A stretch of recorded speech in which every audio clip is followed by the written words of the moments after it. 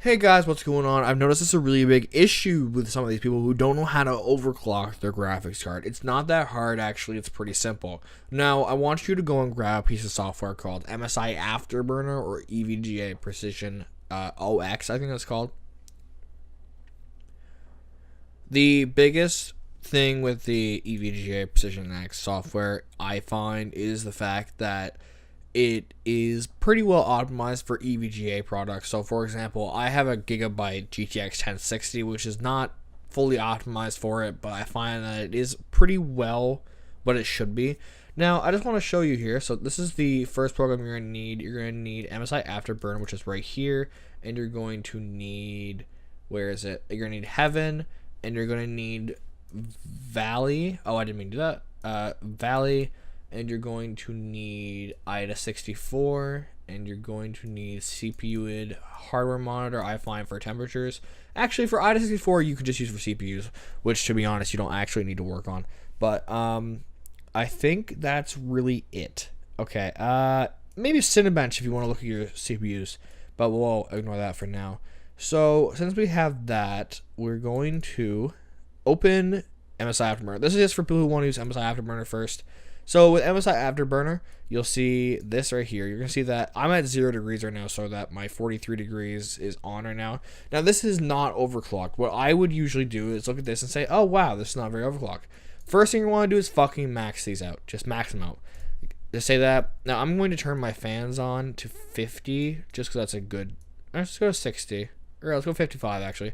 That's a good place to go. And I think we're running at about... let's just check EVGA Precision X. This will tell us our fan speed. But as you can see, our temperature is slowly climbing down because I was currently playing a game, so it does make sense for it to be using it a little bit. Okay, so we can see that our fan speed is at 1544 RPM, which is really nothing, to be honest. It really isn't. So from that point forward, I want you to go back to MSI Afterburner, close EVGA Precision X because it's a bad idea to have open at the same time. And look at this. All right, so you're going to think, all right, let's try the core clock first. So let's put plus 50. Now, what you're going to want to do is you're going to accept that overclock, and you're going to open up Heaven. Oh. Is Heaven not going to work anymore? Okay, Valley works. Okay.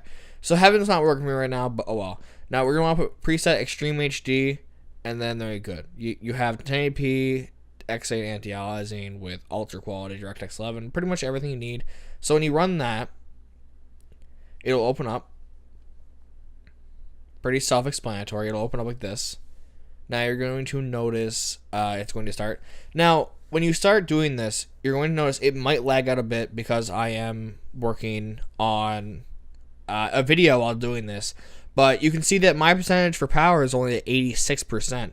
Now, I'm going to see if I can turn off the sound because it's really loud for me. But at 86 to 87%, we're at our GPU clock of 1974 with a memory clock of 4007. We're not even hitting 50 degrees really yet. We're at 1517 megabytes for our VRAM usage and our frame rate right there. And then I think our frame rate doesn't correlate the same. It kind of does, but not exactly. And you can even see right here that 2012 megahertz right here.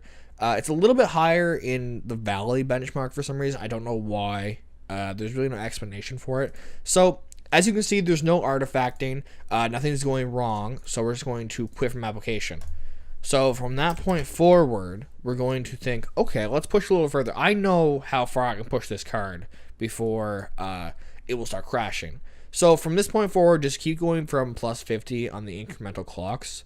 So I know mine, for example, will go to 200, and from that point, will stop. It won't go any further because it will crash. Now, you'd accept that, and you keep going plus 50, and then if you start seeing some crashes, go down by 20 or 10 each time, and then you keep running the benchmark over and over again. So let's run the benchmark once again, and see how it runs. Now, from this point forward, you're going to notice that it runs perfectly fine once it opens here. Alright, so we're going to notice our core clock does jump up to 2126, and you're going to notice our power percentage is higher now, which is perfectly fine. But 2126 or 2151 in Valley. And you're going to notice the frame rate is a little bit higher, actually. It is better. And you're going to notice that even when you benchmark a system, it will be better overall. So just keep at it and don't, like, basically lose your system. So you're going to keep going from there. And from that point, you're going to quit this again. And you're going to say, okay, So our core clock is set to the max it can go. Now, from that point, you're going to want to start your memory clock.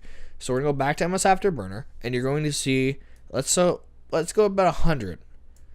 Once you hit about 300, so let's start at 300 actually. Once you hit about 300, you're going to want to slow down the increments to about plus 50. And then once you start seeing some artifacting, go back a little bit, like 20 or so, and you're going to try to find your sweet spot. I know my sweet spot is, it's not the highest it can go for a fact, but plus 450 is where I like it.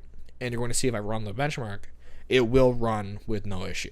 And as you can see, we have 2126 on the core, and we have 4455 on the memory clock. And we're gonna see our GPU temperature is a little bit lower actually, since we haven't fully put it to the max.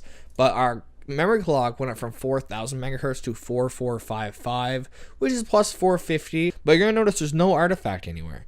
There's no artifacting at all actually, if you look. So there's no artifacting at all, since that's the benchmark is working correctly. And from that point forward, I would look at different things like 3D Mark. 3D Mark's a great thing, and on Steam you can actually get, if you look, you can actually get the software 3D Mark demo. I actually have an update on it right now, but you can get the 3D Mark demo if you don't mind looking through the demo and not saving your progress. But I would recommend buying it. I might even buy it for $30. You get stress testing, you get GPU testing, CPU testing, you get all the tests you need, so like Time Spy. You get even the mobile ones for PC, which is really cool.